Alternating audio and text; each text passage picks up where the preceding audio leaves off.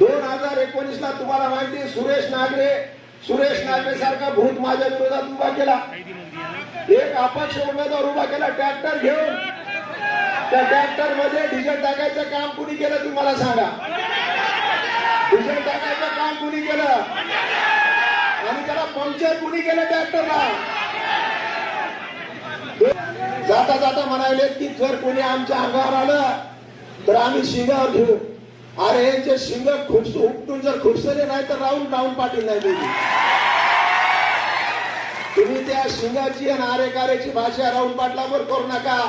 ज्या गावच्या बोरी आहेत त्या गावच्या बाबडी आहेत एवढं लक्षात ठेवा.